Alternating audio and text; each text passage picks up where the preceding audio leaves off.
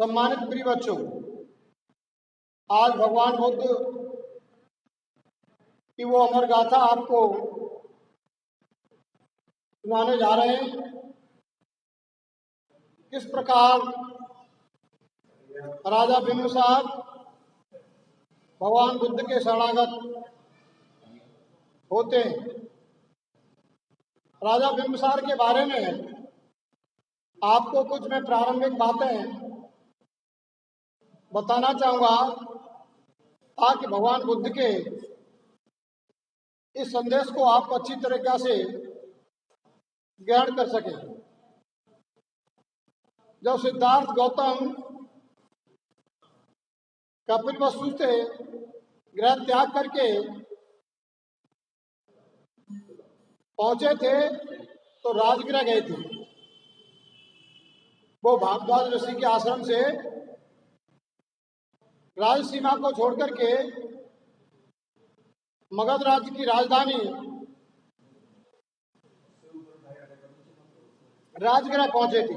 राजगृह बहुत ही रमणीक और सुंदर जगह थी, जहां ऋषि मुनि लोग ध्यान साधना और तपस्या किया करते थे। और मगध की राजधानी में उच्च कुल के बहुत ही ब्राह्मण परिवार रहते थे, बड़ी संख्या में। जब सिद्धार्थ गौतम की जनता से जानकारी राजा बिंबिसार को हुई थी कि एक परवृजक राजघराने से आया है और शायद वो कपिलवस्तु के राजा शुद्धोधन का पुत्र है, तो राजा बिंबिसार को यह चिंता हुई कि कपिलवस्तु के राजकुमार राजा शुद्धोधन तो मेरे प्रिय मित्र हैं और उनका पुत्र कैसे गृह त्यागी हुआ, ये जानने के लिए वे स्वयं सिद्धार्थ गौतम के पास पहुंचे और सिद्धार्थ गौतम से कहा,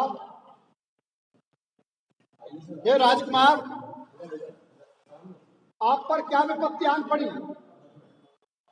आपने इस उम्र में, जो राजभोग की उम्र है, जो व्यस्त जीवन की भोगने की उम्र है, आप इस तरुण अवस्था में क्यों गृह त्याग किया? अगर शायद आपके साथ में साक्य संघ ने कुछ जाति की हो तो मैं अपनी सेना बल को आपको देता हूं, आप उनसे अपना तिरस्कार का बदला ले सकते हो। सिद्धार्थ गौतम ने कहा, राजन ऐसी कोई बात नहीं। तो अगला सवाल उन्होंने किया, हो सकता है कि आप अपने माता पिता के किसी व्यवहार से, परिवारजनों के किसी व्यवहार से कुपित होकर के गृह त्याग किया हो, तो आपके पिता से मेरे मित्रवत संबंध हैं और आप राजपुत्र हैं। आप मेरे राज में से राज ले लीजिए और आप राजशाही ठाटवाट से लीजिए। अब ये सन्यासी की उम्र नहीं, अभी आपको संसार में रह करके गृहस्थ भोग भोगना है, इसके बाद में राजभोग भोगना है और जो जीवन का अंतिम चरण है संन्यास्त होने का, उस समय आप भक्ति कर लेना। अभी आपकी भक्ति की उम्र नहीं है। तथागत बुद्ध मुस्कुराते हुए राजा बिंबिसार को समझाते हैं, हे राजन, आप जो राजशक्ति के बल पर बोल रहे हैं, मेरे प्रति आपका करुणामय भाव है, मेरे कुल के प्रति मित्रता की वजह से वो सम्मान के योग्य है। आप शक्ति के बल पर मेरे शत्रु को दबाना चाहते हो, उसे सबक सिखाने का जो संदेश देते हो, ये आपके राज्य के और राजसत्ता के अनुकूल है। लेकिन मैं किसी दबाव से, किसी से दुखी होकर के किसी क्लेश की वजह से गृह त्याग नहीं किया, बल्कि मैं सत्य मार्ग की खोज में निकला हूं। मैं मानव कल्याणकारी पथ की खोज में निकला हूं। इसलिए आपका मेरा समझाना आपके लिए सर्वदा अनुकूल है। मैं इस बात के लिए आपके प्रति आभार व्यक्त करता हूं, लेकिन मैं अपने लक्ष्य से विमुख नहीं होऊंगा। मैं वापस घर नहीं जाऊंगा।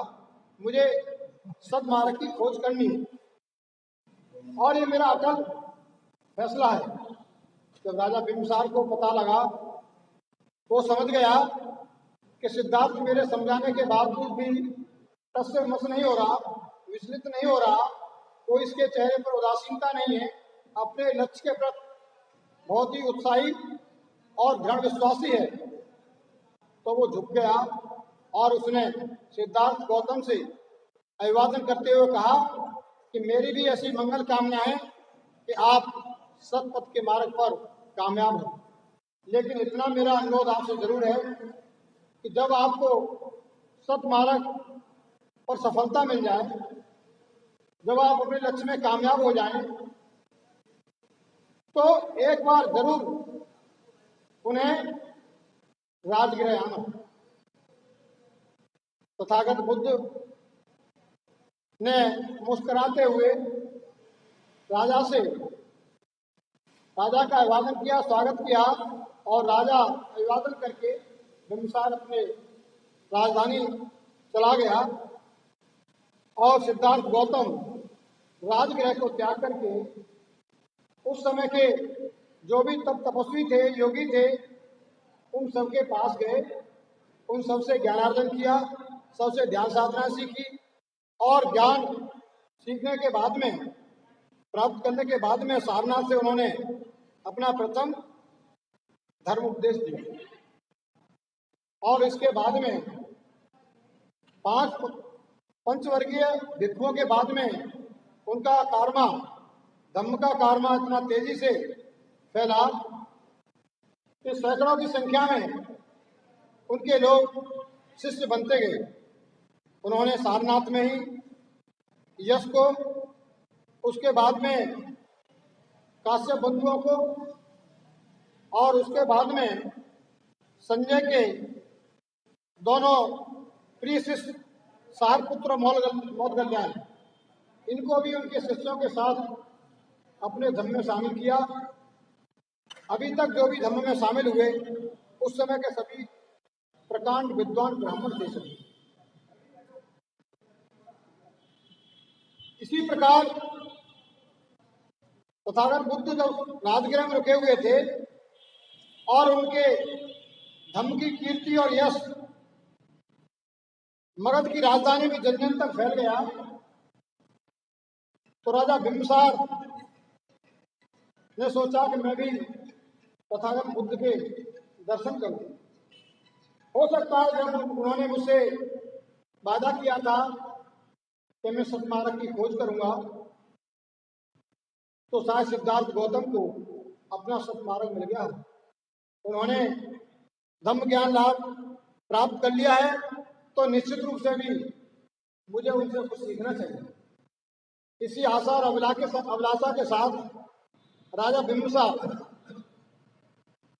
अपनी राजधानी राजगृह से निकलकर और अपने नगर के 12,000 ब्राह्मणों और कुछ संभ्रांत परिवारों के साथ में तथागत बुद्ध से मिलने के लिए निकल पड़ा।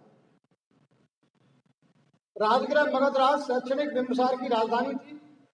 इतनी बड़ी संख्या में जटिलों के दीक्षित होने के समाचार पाकर प्रत्येक व्यक्ति की जबान पर तथागत की चर्चा थी।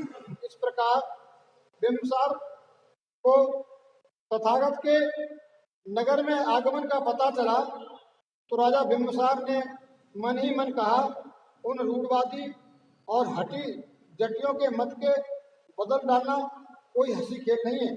निश्चय ही वो भगवान होंगे, बुद्ध होंगे, पवित्र होंगे, यथार्थ में संबुद्ध होंगे, ज्ञान और आचरण में से युक्त होंगे, मार्ग दाता होंगे, संसार के जानकार होंगे, प्राणियों के मार्गदर्शक होंगे, देव और मनुष्यों के शास्ता होंगे। ये निश्चय सत्य ही शिक्षा दे रहे होंगे जिसे उन्हें स्वयं समझाए। वो अवश्य ही ऐसा धर्म उपदेश दे रहे होंगे जो आदि में कल्याण कारक है, मध्य में कल्याण कारक है, अंत में कल्याण कारक है। वो अवश्य ही अर्थों और शब्दों सहित धर्म का ज्ञान करा रहे होंगे। वह पूर्ण परिशुद्ध श्रेष्ठ जीवन का उपदेश कर रहे होंगे। ऐसे दिव्य पुरुष का दर्शन करना अच्छा है। ये मंतव्य राजा बिंबिसार के थे, क्योंकि जब उसने सुन लिया तो उन्होंने जटाधारी जो काश्यप बंधु थे, तीनों भाई, और वो प्रकांड विद्वान थे, उनकी मगध की राजधानी और क्षेत्र में इतनी ख्याति थी कि वो पहुंचे हुए ब्राह्मण थे। उनके सामने शास्त्रार्थ करने में अच्छे अच्छे लोग परास्त हो जाते थे ज्ञानी, और वो भी भगवान बुद्ध के धम्म में प्रवृत्त हो गए। तो राजा बिंबिसार आशा व्यक्त करते हुए कह रहा है कि निश्चित रूप से ही वो सिद्धार्थ गौतम नहीं, भगवान बुद्ध हो। निश्चित रूप से ही वो बहुत ही कल्याणकारी धर्म उपदेश दे रहे होंगे, इसलिए जटाधारी लोग उनके शरणागत हो गए। निश्चित रूप से मुझे भी ज्ञान लाभ के लिए जाना चाहिए। इस प्रकार मगध के 12,000 ब्राह्मणों और गृहपतियों से घिरा मगध राज बिंबिसार वहां पहुंचा जहां भगवान विराजमान थे। उनके पास पहुंचकर आदर पूर्वक अभिवादन कर वह उनके निकट बैठ गए। उन 12,000 ब्राह्मणों और गृहपतियों में से भी कुछ ने भगवान को आदर पूर्वक अभिवादन किया और उनके पास बैठ गए। कुछ ने भगवान का कुशल क्षेम पूछा और उनके बाद शिष्टा पूर्वक उनके निकट जा बैठे। कुछ ने अपना नाम और गोत्र बताया और भगवान के निकट बैठ गए, और कुछ चुपचाप ही शांति पूर्वक उनके समीप बैठ गए। मगध के उन 12,000 ब्राह्मणों और गृहपतियों ने महाश्रमण के साथ आए भिक्षुओं में उरुवेल कश्यप को भी बैठा देखा, जो 12,000 ब्राह्मणों का काफिला था। राजा बिंबिसार के साथ में जब वो तथागत के पास पहुंचे तो वहां पहले से जो भिक्षु विराजमान थे उनमें उरुवेला के कश्यप बंधु भी थे, और वो जो उरुवेला कश्यप बंधु था वो बहुत ही विख्यात विद्वान ब्राह्मण था। तो उसे उन ब्राह्मणों ने देखा कि भाई ये तो महाकश्यप बैठे हुए हैं, उर्वेला कश्यप बैठा हुआ है जिसकी ख्याति, और इसके सामने कोई शास्त्रार्थ में जीतता नहीं था, और ये तथागत के शरणागत कैसे हो गया? तो निश्चित रूप से ही सिद्धार्थ गौतम पर कोई अलौकिक शक्ति है, कोई परम शक्ति प्राप्त हुई है जो लोक कल्याणकारी है। इसलिए यह साधारण बात नहीं है कि उर्वेला कश्यप जैसा ब्राह्मण इसका शिष्य हुआ है। निश्चित रूप से हमें भी ध्यानपूर्वक इनकी बात को सुनना चाहिए।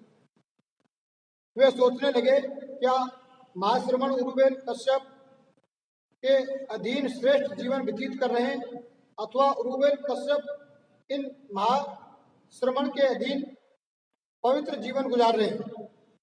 मगध के उन 12,000 ब्राह्मणों और गृहपतियों के मन की बात जानकर तथागत महान ने उरुवेल कश्यप को संबोधित किया। यानी उन 12,000 ब्राह्मणों को यह शंका हो रही थी कि ऐसा तो नहीं है कि हमारे विद्वान ब्राह्मण कश्यप जो उरुवेल कश्यप है उसी की शरणागत तथागत बुद्ध हो, तो वो प्रकांड विद्वान है, हो सकता है उसी से इन्होंने शिक्षा ग्रहण कर ली, या सिद्धार्थ गौतम से दीक्षा ग्रहण जो है उरुवेला कश्यप ने कर ली। तथागत बुद्ध उनकी मन स्थिति को जानते हुए अपने शिष्य उर्वेल कश्यप से कहते हैं,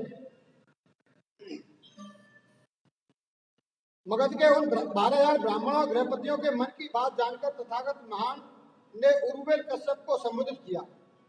हे उर्वेल वासी, तुम्हें इतना महान समझा जाता है, फिर तुमने क्या देखा जो अग्नि पूजा छोड़ दी, और कैसे हुआ तुमने अग्निहोत्री को परित्याग कर दिया। उनकी मगध के ब्राह्मणों की शंका का समाधान करते हुए भगवान बुद्ध उर्वेल कश्यप को कहते हैं, हे उर्वेल वासी, तू इनको समझा बता कि तूने किस तरीके से अग्निहोत्री का त्याग कर दिया। अग्निहोत्री का मतलब था हवन परंपरा की यह व्यवस्था थी जिसमें आहुतियां दी जाती थी, अग्नि पूजा, तूने उसको कैसे छोड़ दिया बता। कश्यप ने उत्तर दिया, यज्ञ से रूप, शब्द, रस, गंध, स्त्री की कामना और स्पर्श की ही आशा की जा सकती है, क्योंकि मैंने समझ लिया कि मैं ये सभी चीजें अशुद्ध अपवित्र हैं, तो फिर मैंने यज्ञ, आग, बलि में रुचि लेनी छोड़ दी। उर्वेल कश्यप उपस्थित जनसमुदाय को संबोधित करते हुए भिक्षु संघ के बीच में अपने उद्गार व्यक्त करते हुए बता रहा है कि मैंने अग्नि पूजा को क्यों छोड़ा, यज्ञ हवनों से क्या प्राप्त हो सकता है। रूप की आशा करते हैं कि मतलब मुझे इसका जन्म मिलना चाहिए, उसका जन्म मिलना चाहिए। शब्द, रस, गंध, सभी ये मनोकामना पूरी करने वाली इच्छाएं, स्त्री काम वासना, स्पर्श की आशा की जा सकती है। यानी उसमें मनुष्य जो है अपने चित्त की जो आशाएं तृष्णाएं होती हैं उनकी तृप्ति के लिए ही हवन यज्ञ करता है कि मेरी ये आशा अभिलाषा पूरी हो जाए या मेरा अगला जन्म अच्छा हो जाए, मैं श्रेष्ठ कुल में पैदा हो जाऊं, मुझे अच्छे अच्छे खान पान मिले, सुंदर स्त्रियां भोगने के लिए मिले। ये सारी चीजें यज्ञ और उससे जो है प्राप्त की जा सकती हैं, क्योंकि मैंने समझ लिया कि ये सभी चीजें अशुद्ध अपवित्र हैं, तो फिर मैंने यश, याग और बलि की में रुचि लेना छोड़ दिया, क्योंकि वो चित्त विकारों से विमुक्त कराने का मार्ग नहीं था अग्नि पूजा। और मनुष्य किससे पीड़ित रहता है? चित्त विकारों से, चित्त मलों से। लेकिन यदि आप बुरा न माने तो ये बताएं कि आपका यह विचार किस प्रकार बदल गया। ये कौन पूछ रहे हैं? जो 12,000 का जन समुदाय ब्राह्मणों का था, वो ब्राह्मण ही ब्राह्मण से प्रश्न कर रहे हैं कि तब। लेकिन यदि आप बुरा न माने तो यह बताएं कि आपका यह विचार किस प्रकार बदल गया। क्या आप तथागत की शरणागत हो गए? आप तो स्वयं ज्ञानी थे, आप तो महर्षि थे। तब आदरणीय उर्वेल कश्यप ने अपने स्थान से उठे, उन्होंने अपने चीवर को इस प्रकार ठीक किया जिससे कि केवल एक कंधे ही ढक पाए, और झुककर भगवान बुद्ध के चरणों में सिर रखकर उन्होंने कहा, तथागत मेरे शास्त्र हैं और मैं उनका शिष्य हूँ। तब मगध के वे 12,000 ब्राह्मण गृहपति समझ गए उर्वेल कश्यप ही महाश्रवण के अधीनस्थता में श्रेष्ठ जीवन व्यतीत कर रहा है। उनकी शंका का समाधान करते हुए वो अपने जीवन को संभालते हुए यह संदेश देने के लिए ये भ्रम दूर हो जाए कि ब्राह्मण कैसे शाक्यवंशी ऋषि का शिष्य हो सकता है। सदियों से परंपरा थी, ब्राह्मण ही श्रेष्ठ होता है, ब्राह्मण ही ज्ञानी होता है, परम ज्ञानी होता है, परम ब्रह्म को जानता है। और ये तो शाक्यवंशी और शाक्यवंश की गुरु भक्ति कैसे स्वीकार कर सकता है ब्राह्मण? ये शंका थी। उस शंका का समाधान कश्यप बंधु ने अपना जीवन संभालते हुए और भरी सभा में सबके सामने शाश्वत दंडवत किया, पंचांग दंडवत किया तथागत बुद्ध को, और ये दिखा दिया और कहा कि यही मेरे शास्त्र है, तथागत बुद्ध ही मेरे शास्त्र है, मैं इनके शरणागत। आज मैं जो श्रेष्ठ जीवन जी रहा हूं वो तथागत बुद्ध की अनुकंपा है। उन ब्राह्मणों की शंका दूर हो। जब पंचांग दंडवत एक ब्राह्मण कर रहा है तो उनकी शंका दूर हो गई, और ये संसार की पहली घटना थी। और संसार की मैं इसलिए कह रहा हूं कि तथागत बुद्ध के समकालीन बुद्ध से महान कोई व्यक्ति पैदा नहीं था उस समय तक। और भारत की परंपरा में इसलिए श्रेष्ठ घटना थी कि इससे पहले ब्राह्मण के इतिहासों में, आप वेद शास्त्रों में कोई ब्राह्मणों ने किसी ब्राह्मण क्षत्रिय वैश्य के अलावा किसी की शिष्यता स्वीकार नहीं। ये भगवान बुद्ध भारत की सरजमीन पर पहली घटना थी कि शाक्य कुल की शिष्यता प्रकांड विद्वान ब्राह्मणों ने ग्रहण की। ये बहुत ही परिवर्तनकारी और एक विस्मयबोधक घटना थी।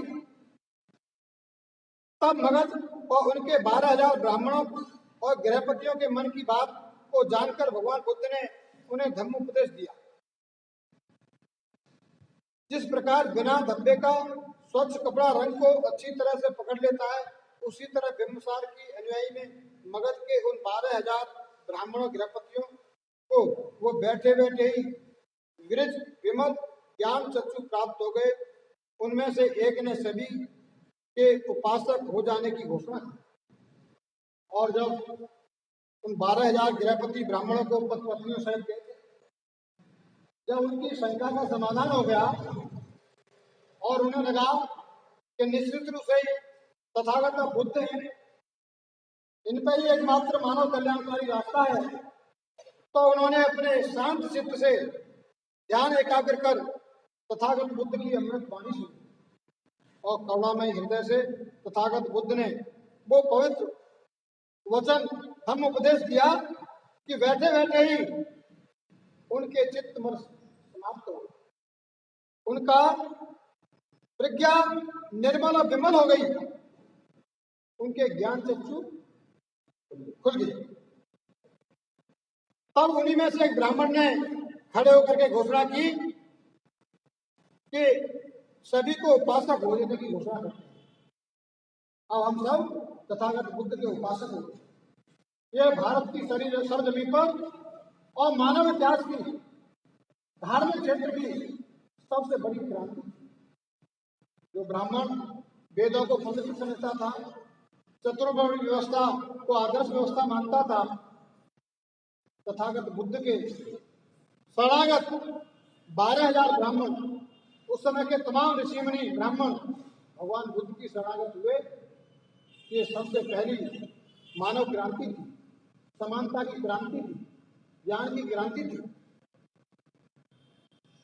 तब मगधराज श्रेणिक बिंबिसार इस दृश्य का साक्षी होकर धम्म को समझकर धम्म की गहराई में जाकर संदेह रहित होकर चिकित्सा संशय को जीतकर पूर्ण ज्ञान प्राप्त कर तथागत से बोले, क्या कह रहे हैं बिंबिसार? भगवान पहले के दिनों में जिस समय मैं राजकुमार था, उस समय मेरी 5 आकांक्षाएं थी। वे पांचों की पांचों अब पूर्ण हो। वो उनको व्याख्या करते हुए बताते हैं, पूर्व समय में भगवान जब मैं राजकुमार था तो मेरे मन में इच्छा उत्पन्न हुई कि मेरा राज्याभिषेक हो जाता। भगवान वो मेरी पहली इच्छा थी जो अब पूरी हो गई। और तब अरहत सम्यक संबुद्ध मेरे राज्य में आते। ये उसकी दूसरी अभिलाषा थी कि मेरा राज्याभिषेक हो जाए, और जब राज्याभिषेक हो जाए तो तथागत बुद्ध सम्यक संबुद्ध होने के बाद में मेरे गृह राज्य में पधारे। ये मेरी इच्छा पूरी हो गई, तथागत राजगृह में आ गए। भगवान में जब भगवान सम्यक संबुद्ध की सेवा में उपस्थित होता, यह मेरी तीसरी इच्छा थी। और तीसरी अभिलाषा मेरी थी कि जब मेरे राज्य में तथागत बुद्ध सम्यक संबुद्ध उपस्थित हो तो मैं उनके शरणागत हो जाऊं, उनकी सेवा में बन जाऊं। ये भी मेरी इच्छा पूरी हो गई। मैं 12,000 गृहपतियों के साथ उपस्थित हुआ। भगवान यह भी अब पूरी हो गई और वह भगवान मुझे धम्मोपदेश देते।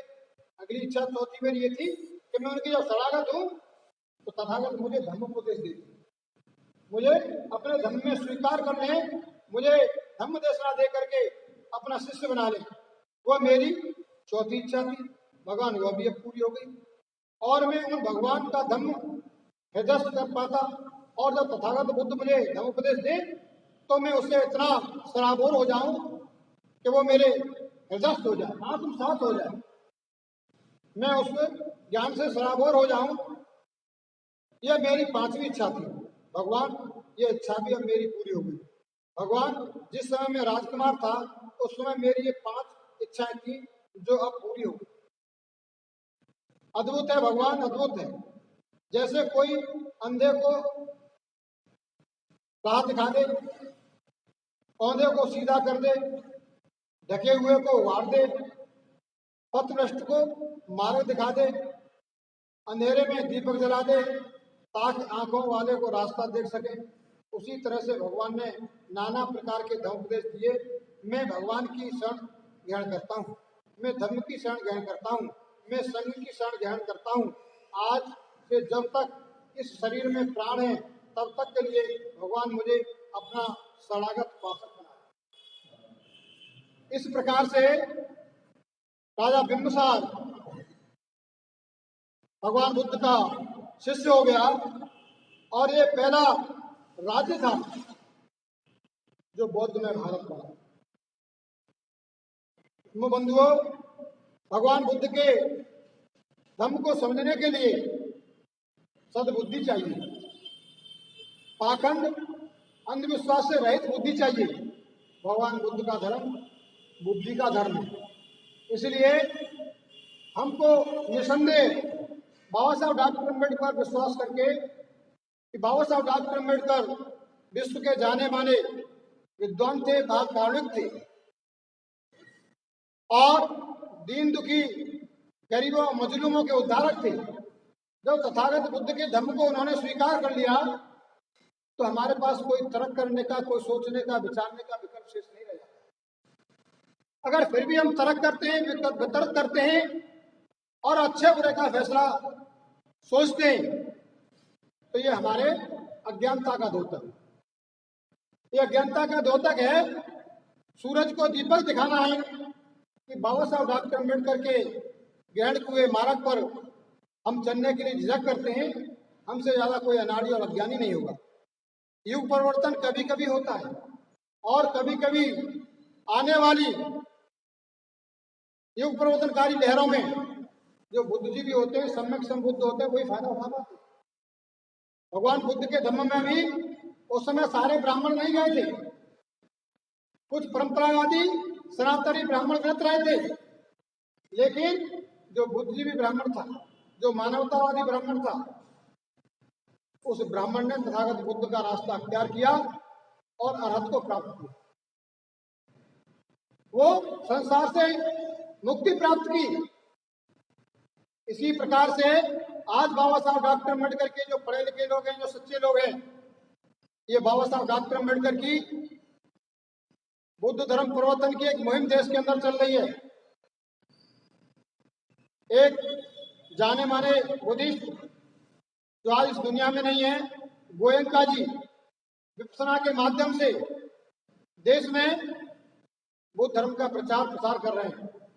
और जो सम्यक संबुद्ध हैं इस समय, यानी जो चेतनशील लोग हैं, जो ज्ञानवान लोग हैं और जो उच्च कुलीन लोग हैं, वो विपसना केंद्रों में जा रहे हैं, भगवान बुद्ध के सार को समझ रहे हैं, उनके रास्ते पर बढ़ रहे हैं। और जो बहुजन समाज में भी जो बुद्धिजीवी लोग हैं, चेतनशील लोग हैं, वो भी भगवान के बुद्ध के मार्ग पर बढ़ रहे हैं। लेकिन बाकी लोग फिर भी वंचित रह जाएंगे। इस पवित्र गंगा में हाथ धोने से, इस अमृत वाणी का रसास्वादन करने से वंचित रह जाएंगे। इसलिए धर्म बंधुओं, मैं पुनः आपसे आग्रह करना चाहता हूं कि भगवान बुद्ध की इस समय धर्म परिवर्तन की लहर बाबा साहब डॉक्टर अम्बेडकर की प्रेरणा से बहुत तेजी से देश के अंदर चल रही है। आप समय न गंवाएं, आप भगवान बुद्ध के पवित्र ग्रंथों को पढ़ें और सुने, जीवन में धारण करें, सुख और चैन का जीवन जिए, भारत को समृद्ध बनाएं। इसी मंगल कामना के साथ में मैं पुनः आप लोगों से अपील करते हुए कि आप नित्य 6:30 बजे लाइव रहें, इसका आनंद लेते रहें। इसी के साथ मैं वाणी को विराम देता हूँ। भवतु सब मंगलम, भवतु सब मंगलम, भवतु सब मंगलम। स्वाहा।